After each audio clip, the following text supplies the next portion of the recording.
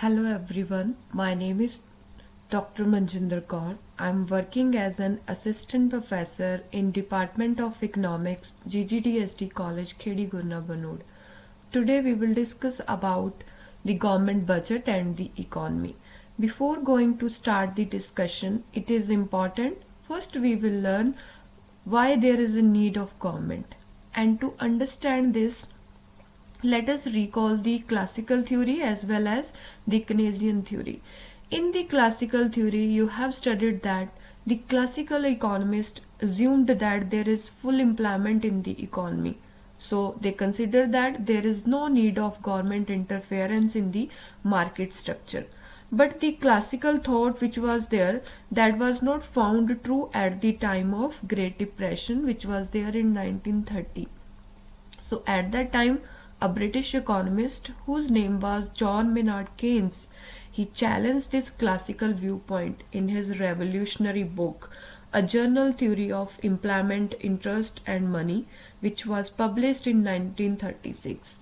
In his book, he explained that a free market economy is not self-correcting, and therefore there was a need for the government to intervene and take appropriate fiscal measure to restore the level of full employment in the economy. Thus, he considered that the role of government is very important to increase the welfare of the general public. So, we consider that why the government is important in the economy. In this video lecture, you will be able to understand the introduction of government budget, the meaning of government budget, the objectives of government budget as well as the components of government budget. So let us start. In India, we consider that there is a constitutional requirement in Article 112 to present before the Parliament a statement of estimated receipts and expenditure of the government in respect of every financial year which runs from 1st April to 31st March. This annual financial statement constitutes the main budget document of the government. So thus the budget document considered as the financial performance of the government over the past 1 year and the financial programs and policies of the government for the next 1 year. So thus, in short, we can also say that the government budget, it is a statement of expected receipts and expected expenditure of the government. And this government budget is made to achieve the objectives of growth with stability. Now, let us discuss the different objectives of government budget. The first objective of government budget is to create the balanced regional growth. So, to achieve this objective, whatever the lagged regions are there, by providing some tax rebates in that particular region, government try to maintain the balance among different regions which are there. Then the GDP growth. There are two ways to achieve this. First, the government will promote the investment. Another one, whatever the private sector is there, by providing some tax rebates and providing some subsidies, it is promoting the private investment so that GDP growth rate has been achieved. The allocation function of the government budget. The government provides certain goods and services which cannot be provided by the market mechanism. National defense, roads, government administration, which are considered as the public goods. Now the question is, why these goods are provided by the government sector only? Because in the case of public goods, these are provided each and every person. No one can be excluded from the use of public goods. Whereas in the private sector, the private goods, the people who will pay for that, they can take the benefits of that. So that's why the allocation function of the government budget is more important. Redistribution of income and wealth. In India, there is unequal distribution of income and wealth. So for this purpose, the people who are holding higher share of income, the government is imposing on tax on them and withdraw the money and try to redistribute that income in the poor sections of the society. By providing employment opportunities to the general public. For this purpose, whatever the public sector are there, other the government enterprises are there, government will try to promote the employment opportunities among those sectors. The economic stability. This is also considered as the important tool, or you can say that the most important objective of the government budget. So to achieve this, government try to correct the inflationary as well as the deflationary conditions in the economy so that all the objectives should be fulfilled. Now let us discuss the different components of the government budgets. So broadly they are divided into two parts. One is the budget receipts, another one is the budget expenditure. So let us start with the budget receipts. Budget receipts are considered as the government's estimated money receipts from all the sources during the fiscal year. So they are divided into two parts. One is the revenue receipts, another one is the capital receipts. Now, what are the revenue receipts? Revenue receipts are generally considered as those receipts which do not create any corresponding liability for the government, and these receipts do not cause any reduction in the assets of the government. Like you can consider over here, for example, the tax, because the income which is received through taxes, that is the one-sided, that people are paying to the government. So that is a source of income of the government.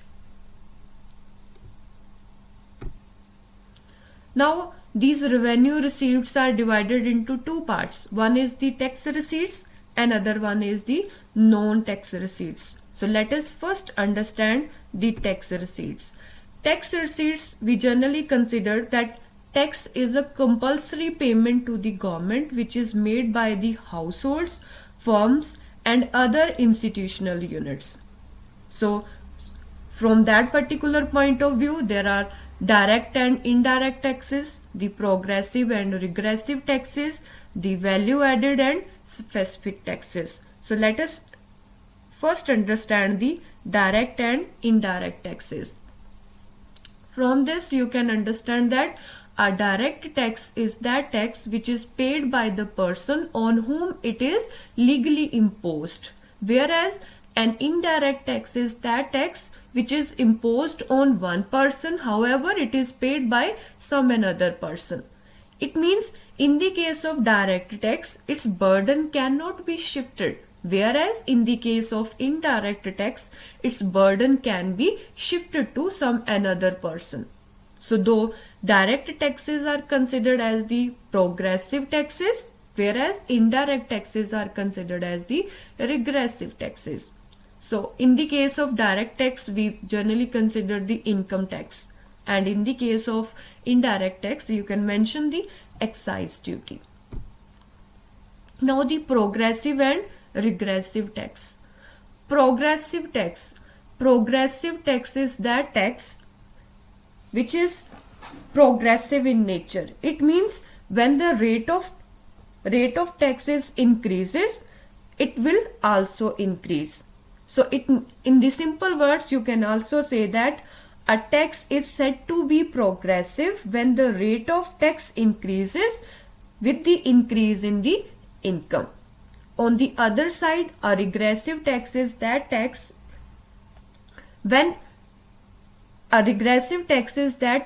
when it causes a more real burden on the poor people and less real burden on the rich people.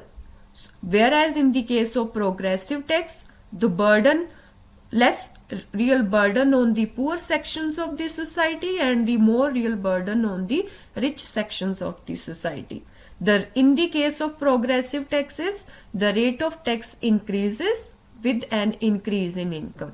Whereas in the case of regressive tax, the rate of taxation remain constant. Now the value added and the specific tax. Value added tax is considered as an indirect tax.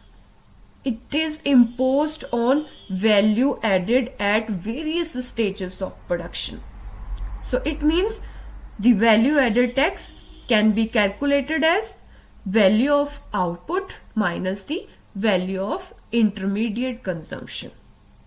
And in the case of specific tax, we consider that it is levied on a commodity on the basis of its unit, size or weight. It means when a tax is levied on a commodity on the basis of its size, on the basis of its weight, that should be considered as a specific tax. Besides the tax receipts, there are some other sources from where the government is getting the income. So let us discuss what are those resources. The first one is considered as a fee. So whatever the different services are provided by the government, there is a concept that we have to pay the fee for that. Like you can mention the example for this, the passport. We have to pay the passport fee. Then besides this, the fines which are imposed by the government, they are also considered as a major source of income to the government. So these fines are imposed on the lawbreakers. Besides this, the income from public enterprises, that is also considered as the major source of income to the government. Whatever the different public sector enterprises are run by the government is getting the income from those enterprises also, like Indian Railways.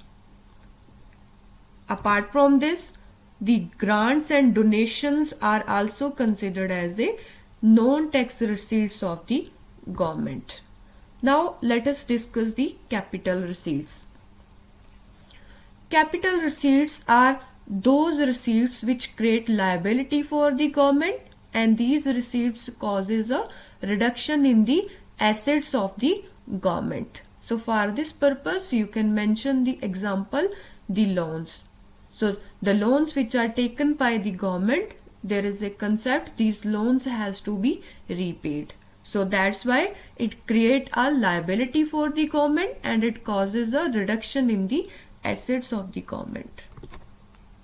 Now the budget expenditure can be studied from the two point of view. One is the revenue expenditure, another one is considered as the capital expenditure. So let us first discuss about the revenue expenditure.